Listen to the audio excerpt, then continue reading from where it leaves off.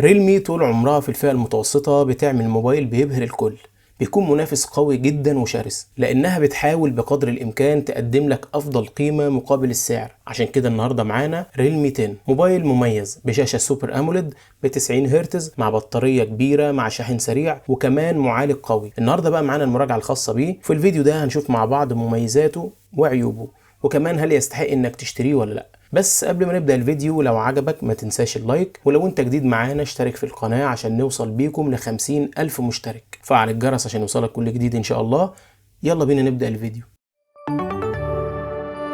السلام عليكم واهلا بيكم في فيديو جديد مع ريلمي 10. واول حاجة بنبدأ بيها دايما هي التصميم. تصميم الموبايل جميل وهيعجبك لو عجبك شكل الكاميرتين اللي موجودين في الظهر، لان النقطة دي هي اللي هتميز ما بين شخص للتاني في اعجابه بيه. لكن بالنسبة لي فانا الموبايل شكله بيعجبني جدا. الخامات اللي بيجي منها الموبايل طبعا بلاستيك بالكامل، ودي بقت حاجة شبه طبيعية في الفئة المتوسطة، ونادرا لما بنلاقي موبايل بيقدم حاجة غير كده. وطبعا ممكن نحسب دي من ضمن عيوب الموبايل. وزن الموبايل متوسط 178 جرام، وكمان سمك الموبايل او تخانة الموبايل معقولة عشان بيجي ب 8 ملم، وده بيخلي الموبايل مش تخين. ظهر الموبايل املس، لكن اول ما تشوف الظهر الموبايل ده هتحس انه مط، وده يخلي الموبايل للاسف يبصم معاك بكل سهولة. بس طبعا مع اللون الفاتح ده ممكن ما تشوفش البصمات قوي بشكل واضح. الظهر جميل والانعكاسات اللي فيه بتديك شياكة اكتر. وكمان اللي بيضيف لمسة الجمال على الموبايل ان الاطار بيجي فلات مش منحني. الاطار ده لو شفته من اليمين هتلاقي زراير التحكم في الصوت، تحتهم زرار الباور المدمج فيه البصمة اللي بتشتغل بكل كفاءة واعتمادية، وكمان هتلاقي اعتمادي معاك بشكل يومي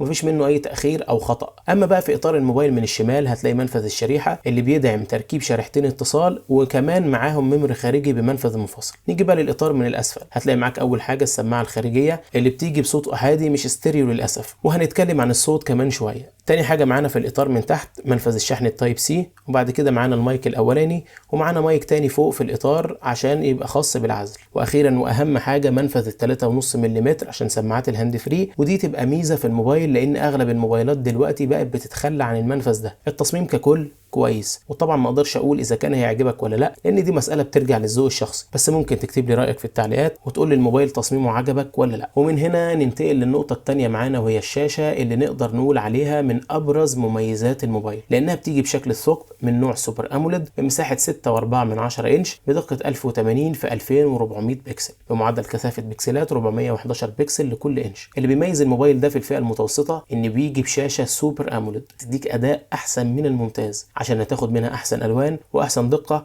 وكمان بتديك سطوع كويس جدا في الشمس. لكن خلي بالك مش بيبقى رقم واحد في النقطة دي، هتلاقي برضو في سنة كده عايزة تبقى يعني السطوع يزيد فيها شوية. كمان ضيف على كده ان الشاشة عليها حماية زجاج جوريلا جلاس الجيل الخامس، زائد ان الموبايل بيطلع مع العلبة متركب عليه سكرينة. والاهم من كل ده زي ما قلت لك الشاشة 90 هرتز. وطبعا في حد ممكن يسألني يقول لي طب ليه مش 120؟ هقول لك طبعا عشان يبقى مناسب مع مواصفات الجهاز ومع المعالج اللي هنتكلم عنه كمان شوية، وطبعا كمان عشان ما تلاقيش اي انخفاض في الترددات. عشان كده الشاشه سوبر اموليد في الموبايل ده هتديك افضل استخدام وافضل قيمه مقابل المعالج اللي فيه، وهتديك احسن سلاسه في الاستخدام اليومي سواء في التنقل بين التطبيقات او الالعاب او كل حاجه بشكل مريح. هتعجبك لان شاشه السوبر اموليد برضو ليها وضعها، ودي تبقى من ضمن مميزات الموبايل. ننتقل بقى للنقطه الثالثه معانا وهي الاداء. ريلمي 10 بيجي مع معالج من ميديا تك من نوع هيليو جي 99، والمعالج ده غني عن التعريف وكلنا عارفين اداؤه عامل ازاي. معالج بيهتم بنقطة القوة مع تكنولوجيا 6 نانومتر مع معالج رسومي مالي جي 57 ام سي 2. اللي بيسأل عن المعالج ده نزل في موبايلات ايه، اقول لك نزل مثلا في موبايل فيفو في اي 25.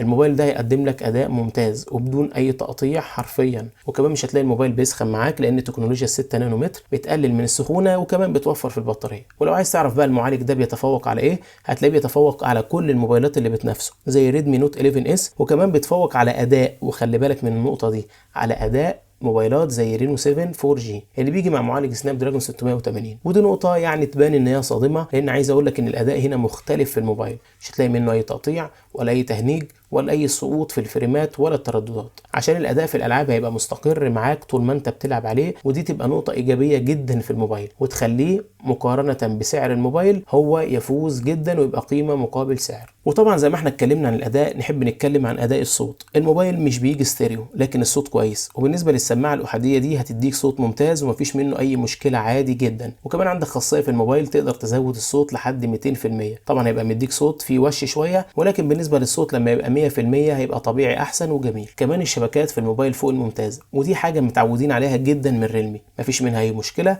وزائد انه بيدعم المستشعرات زي التسارع والتقارب والبوصله والجيروسكوب، وكمان بيدعم خاصيه الاو تي جي من خلال المنفذ بتاع التايب سي. الموبايل بيجي بنظام تشغيل اندرويد 12 مع واجهة ريلمي المميزة ريلمي يو اي 3. الأداء ككل هو نقطة قوة في الموبايل، بالإضافة للشاشة اللي بتكمل لك القوة دي اللي احنا قلنا عليها كويسة. وطبعا اتكلمنا عن التصميم اللي بيرجع لك انت في النهاية. ننتقل بقى للنقطة الرابعة معانا وهي الكاميرات. ريلمي 10 بيجي بكاميرا أمامية بدقة 16 ميجا بفتحة عدسة f2.5، وبيجي بكاميرا خلفيه ثنائيه، الاولى ب 50 ميجا بفتحه عدسه f1.8 ودي الكاميرا الاساسيه، والكاميرا الثانيه معانا اللي هي خاصه بالعزل بتيجي بدقه 2 ميجا بفتحه عدسه f2.4، كل ده مع فلاش ليد احادي مع دعم الموبايل لميكروفون تاني خاص بالعزل. ريلمي في الموبايل ده اهتمت قوي بالشاشه والاداء، ما اهتمتش بالدرجه الكافيه بالكاميرا لانها بتقدم كاميرا يعني على الرغم من ان هي 50 ميجا لكنها مش بتقدم افضل اداء في الفئه المتوسطه. مش معنى كلامي ده ان هي ادائها مش كويس او وحش، لكن ادائها هيبقى معقول عشان بتقدم لك صور كويسه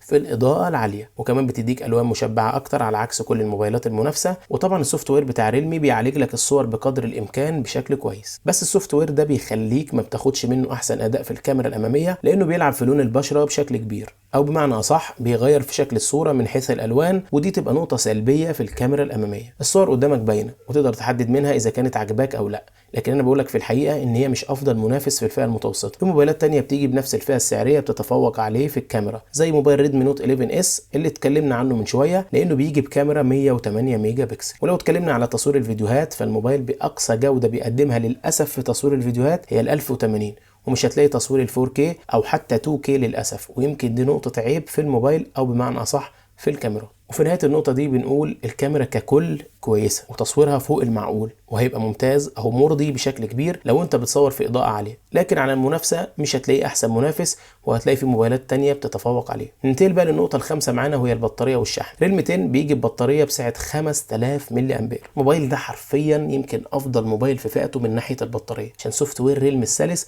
اللي ما بيستهلكش كتير، وكمان المعالج اللي بيجي بتكنولوجيا 6 نانومتر. الموبايل هيقعد معاك شاشه مفتوحه من 9 ل 10 ساعات يوميا، وده هيخلي الموبايل يقعد معاك اليوم وزياده، ويمكن يقعد معاك لحد اليوم التاني كمان. عشان كده اقول لك نقطه البطاريه دي بكل ثقه قويه جدا جدا. ريلمي 10 كمان بيجي بشاحن بقدره 33 واط منفذ تايب سي، شاحن متوسط، ولكن بيشحن لك الموبايل بالكامل في ساعه وربع تقريبا، ودي نقطه كافيه جدا لان البطاريه بتقعد معاك كتير فهتنسى الشاحن اصلا. كمان الميزه في الموبايل ده جدا ان الشاحن بيجي معاك في العلبه، ودي نقطه احنا مفتقدينها اليومين دول في موبايلات كتير قوي قوي. عشان تبقى محتويات العلبه اللي معانا هي الموبايل ذات نفسه، وراس الشاحن اللي قلت لك بقدره 33 واط، وسلك الشحن اللي بيجي طبعا من نوع تايب سي، وكمان بيجي معاه جراب ظهر سيليكون شفاف عشان يحمي لك الظهر من الصدمات. وكمان اخر حاجه معانا الورق بتاع الموبايل والدبوس المعدني، والموبايل بيجي من العلبه عليه سكرينه متركبه جاهزه، يعني مفيش احسن من كده في العلبه. اجمالا الموبايل كشاشه واداء وبطاريه فوق الممتاز، وكمان كاميرا الى حد ما كويسه، وتصميم كمان جميل وشيك. السؤال الاهم هنا هل الموبايل ده يستحق انك تشتريه ولا لا؟ بس قبل ما اقول لك يستحق انك تشتريه ولا لا لازم تعرف سعر الموبايل. ريلمي 10 بيجي بنسختين، الاولى 128 مع 8 رام بسعر 7200 ل 7500 جنيه مصري، النسخه الثانيه 256 مع 8 رام برضو بتيجي بسعر من 8 ل 8500 جنيه مصري، ودي للنسخ اللي بتيجي بضمان دولي. اما في السعوديه والامارات بيجي تقريبا بسعر 800 ريال في السعوديه او 650 درهم في الامارات، طبعا النسخه دي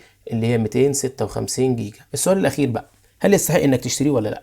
طبعا الموبايل يستحق الشراء لانه بيديك اداء ممتاز وثابت وسلس، وكمان بيديك شاشه سوبر اموليد، وبيديك تصميم شيك، وكمان كاميرا مرضيه، زائد سوفت وير ريلمي سلس جدا ومريح ويخليك تحب الموبايل. لكن لو بتدور على موبايل رقم واحد عندك الكاميرا يبقى ده مش الاختيار الافضل ليك، خصوصا مع الاسعار الغاليه عندنا دلوقتي، عشان تقدر تجيب موبايل متوسط مش اقل من 10000 جنيه. دي كانت كل حاجه عن ريلمي 10 المنافس جدا في الفئه المتوسطه. لو انت وصلت لهنا فانا بحب اشكرك على المشاهده، واقول لك لو عجبك الفيديو ده ما تنساش تعمل لايك، ولو انت جديد معانا اشترك في القناه وفعل الجرس عشان يوصلك كل جديد ان شاء الله. شكرا ليكم 38000 مشترك، مع السلامه.